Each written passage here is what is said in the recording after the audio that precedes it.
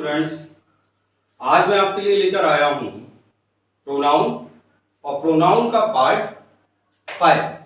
अब तक मैं आपको प्रोनाउन के 4 पार्ट दे चुका हूं, जिसमें कि मैंने आपको प्रोनाउन और उनके कुछ जो टाइप्स होते हैं उनके बारे में बताया। आज इस वीडियो में मैं आपको प्रोनाउन के 2 पार्ट्स के बारे में बताऊंगा। पहला आपका है इंडेफिनिट प्रोनाउन और दूसरा होगा इंटरोगेटिव प्रोनाउन। तो इसी के साथ हम अपना वीडियो स्टार्ट करते हैं और आपको समझाते हैं इंडेफिनिट प्रोनाउन। इंडेफिनिट प्रोनाउन, अगर हम डेफिनेशन की बात करें तो ये हमारी डेफिनेशन है कि indefinite pronouns refer to persons और things in a general way. यानी कि इंडेफिनिट प्रोनाउंस जो होते हैं ये वे प्रोनाउंस होते हैं जो कि व्यक्तियों और वस्तुओं को सामान्य रूप से व्यक्त करते हैं। व्यक्तियों और वस्तुओं को सामान्य रूप से व्यक्त करते हैं, but do not refer to any person और थिंग इन पर्टिकुलर। किंतु किसी भी व्यक्ति या वस्तु को पर्टिकुलर तरीके से व्यक्त नहीं करते। यानी कि सभी व्यक्ति सभी वस्तुओं को सामान्य रूप से व्यक्त कर देने वाले प्रोनाउंस कहलाते हैं आपके इंडेफिनिट प्रोनाउन।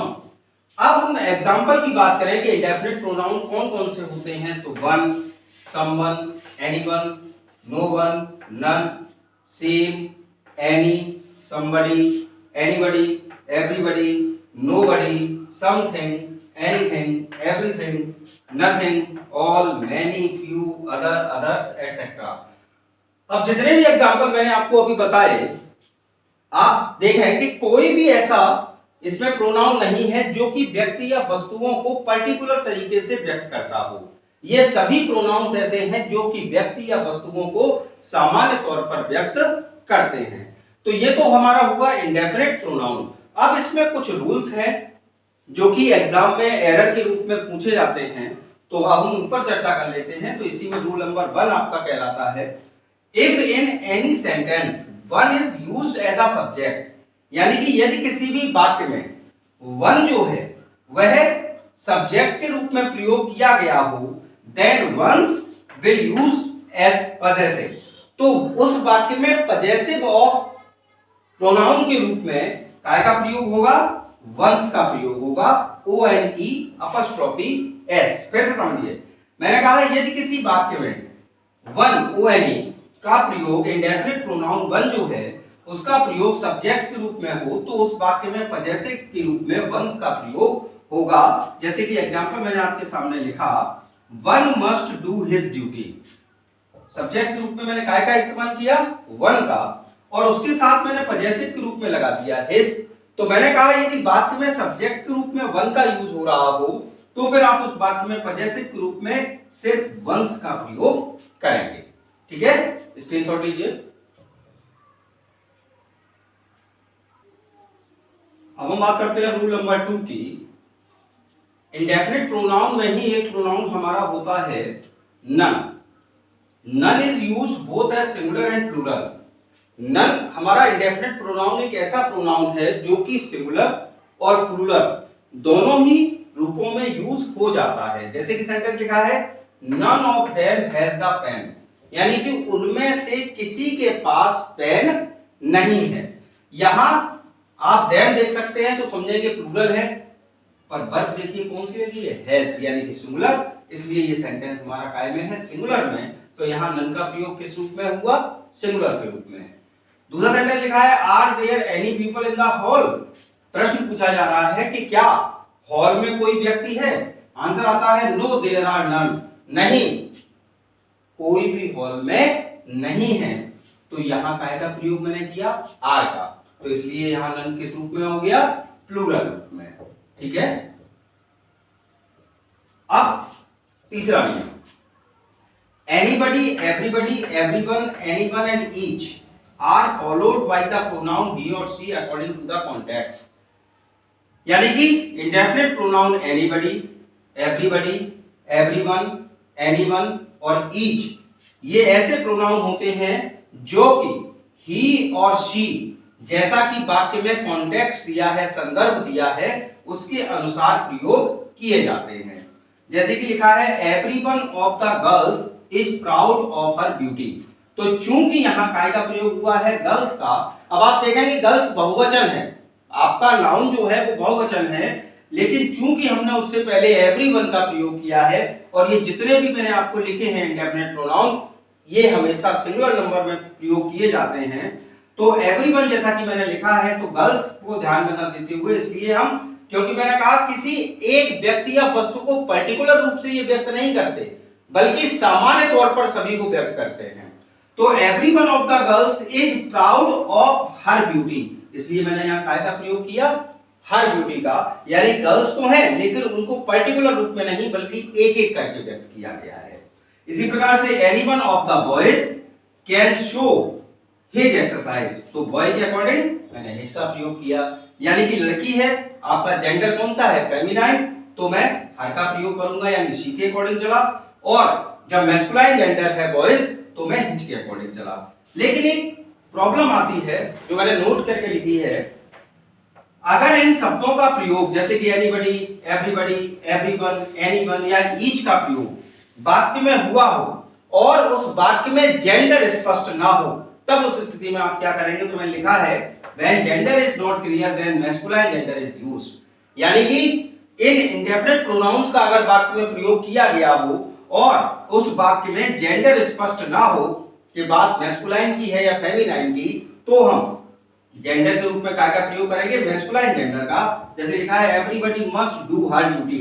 अब इस सेंटेंस में कहीं पर भी ये स्पष्ट नहीं हो रहा है कि यह बात स्त्री के लिए की जा रही है या पुरुष के लिए, इसलिए ये सेंटेंस हर लगाकर हम करते हैं तो गलत हो जाएगा, हमें मैस्कुलाइन जेंडर का प्रयोग करना पड़ेगा, everybody must do his duty.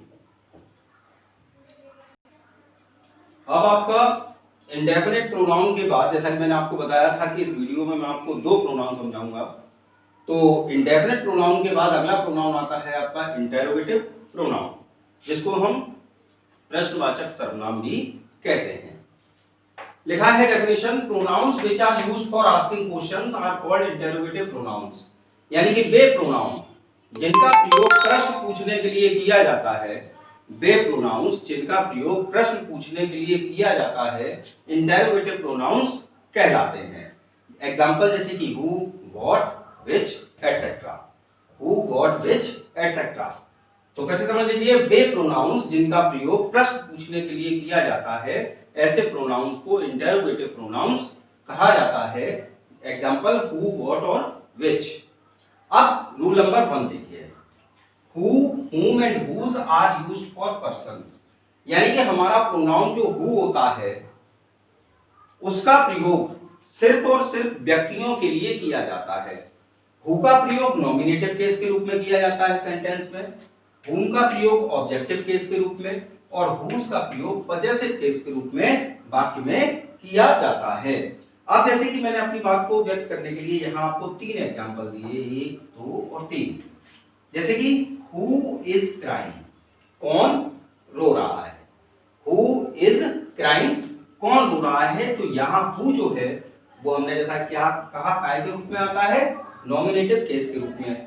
अब बात ये आई कि काय के लिए प्रयोग होता है सिर्फ व्यक्तियों के लिए, तो कौन रो रहा है, अब रोने वाला जो है वो कोई ना कोई व्यक्ति ही तो होगा, जानवर तो रोते नहीं।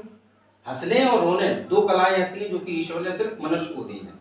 तो हु इज क्राइंग, तो हु जो है मनुष्य के लिए। फिर whom do you consider the wisest boy, यहाँ तो मैंने स्पष्ट रूप से वाक्य में लिख दिया है बॉय, यानी किसी व्यक्ति की बात की जा रही है। तो whom do you consider the wisest boy, आप किसको सबसे अधिक बुद्धिमान लड़का मानते हैं, तो यहाँ whom जो है वो हमारा किस रूप में आया, ऑब्जेक्टिव केस के रूप में। और whose books are these, ये किताबें किसकी हैं, यानी किताबों पर पोजीशन पूछा जा रहा है कि ये किताबें किसकी हैं, तो तब हमने काय का प्रयोग किया whose का, और whose हमारा काय का है पजेसिव केस, और किताबें किसकी होंगी, किसी ना किसी व्यक्ति की होंगी। अब आता है हमारा रूल नंबर 2, who हो गया, who का nominative case who, objective case whom और पजेसिव केस whose। अब हमारा रूल नंबर 2 आता है और लिखा है which is used both for person and things, यानी कि जो प्रोनाउन हमारा which है जो कि यहाँ लिखा हुआ है, इसका प्रयोग व्यक्ति और वस्तु दोनों के लिए किया जाता है। हु का प्रयोग जैसा कि मैंने आपको बताया सिर्फ और सिर्फ किसके लिए होता है, व्यक्तियों के लिए, जबकि which का प्रयोग व्यक्ति और वस्तु दोनों के लिए किया जाता है। जैसे कि लिखा है which is the person you were talking about, वह व्यक्ति कौन था जिससे आप बात कर रहे थे। तो यहाँ पर्सन आया, व्यक्ति आया, उसके बावजूद भी मैंने क्या लगाया, विच। और विच टेबल डू यू वांट, यहाँ क्या आया, टेबल। टेबल यानी कि नॉन लिविंग कोई वस्तु हुई, तब भी मैंने काय का प्रयोग किया, विच का। तो विच का प्रयोग किस किस के लिए होता है, पर्सन के लिए और थिंग्स के लिए। रूल नंबर 3 अगर हम बात कर रहे हैं तो मैंने लिखा है व्हाट, यानी कि interrogative adjective what, sorry interrogative pronoun what जो है is used only for things, यानी कि व्हाट शब्द जो है उसका प्रयोग सिर्फ वस्तुओं के लिए किया जाता है। जैसे कि what are you looking for, आप क्या देख रहे हैं। तो यहाँ आपके लिए प्रश्न नहीं पूछा जा रहा है, प्रश्न पूछा जा रहा है आप क्या देख रहे हैं, जो देख रहे हैं यानी कि वस्तु, तो उसके लिए प्रश्न पूछा जा रहा है, इसलिए व्हाट का प्रयोग। अब अपवाद जरूर होते हैं, एक्सेप्शन है एक। जैसे एक सेंटेंस लिखा है व्हाट इज योर फादर, आपको यहाँ देखकर ये लगेगा कि आपके पिता क्या हैं, तो समझ लीजिए what is your father sentence में पिता के बारे में नहीं पूछा जा रहा है, बल्कि यहाँ पूछा जा रहा है पिता के व्यवसाय के बारे में, और व्यवसाय क्या है, नॉन लिविंग। तो व्हाट का प्रयोग काय के लिए होता है, थिंग्स, वस्तुओं के लिए। यानी व्हाट इज योर फादर, आपके पिता क्या हैं, आपके पिता क्या करते हैं, उनका प्रोफेशन, उनका व्यवसाय इस वाक्य में पूछा जा रहा है। लास्ट रूल है आपका rule number 4, which and what are also used as interrogative adjectives, यानी कि which और what जो है वो वाक्यों में इंटेरोगेटिव एडजेक्टिव के रूप में भी प्रयोग किए जाते हैं। अब आप समझ लीजिए, यहां मैंने स्पष्ट लिखा है इंटेरोगेटिव एडजेक्टिव, यानी कि जब मैं एडजेक्टिव आपको पढ़ाऊंगा तो नेचुरल सी बात आपको इंटेरोगेटिव एडजेक्टिव भी पढ़ने को मिलेंगे। एडजेक्टिव का एक प्रकार होता है इंटेरोगेटिव एडजेक्टिव। तो जब कैसे, एग्जांपल हम बात करते हैं, which food would you like to eat, आप कौन सा भोजन, व्हिच मींस कौन सा, और कौन सा के साथ जुड़ गया भोजन, तो आप कौन सा भोजन खाना पसंद करेंगे, आप कौन सा भोजन खाना पसंद करेंगे। तो यहाँ वाक्य जो है वो काय के बारे में पूछा जा रहा है, फूड के बारे में, और फूड की विशेषता व्हिच फूड, कौन सा भोजन, यही तो हमारा एडजेक्टिव होता है, विशेषता बताना। तो यहाँ व्हिच फूड जो है वो हमारा किस रूप में प्रयोग किया गया है, इंटरोगेटिव एडजेक्टिव के रूप में। दूसरा सेंटेंस लिखा मैंने what tricks are you playing, आप कौन सा जादू दिखा रहे हैं, आप कौन सा जादू कर रहे हैं, तो कौन सा जादू, तो व्हाट और ट्रिक्स, तो ये हमारा बन गया इंटरोगेटिव एडजेक्टिव। तो व्हिच और व्हाट जो है वो इंटरोगेटिव एडजेक्टिव के रूप में भी प्रयोग किए जाते हैं। तो आज इस वीडियो में मैंने आपको 2 प्रोनाउन के प्रकार बताए, ठीक है ना, इंडेफिनिट प्रोनाउन और इंटरोगेटिव प्रोनाउन। आई होप आपको ये मेरा वीडियो पसंद आया होगा। आपको यदि मेरा वीडियो पसंद आया है तो इसको लाइक और सब्सक्राइब अवश्य करें और दूसरे लोगों तक भी पहुंचाएं। Thank you so much.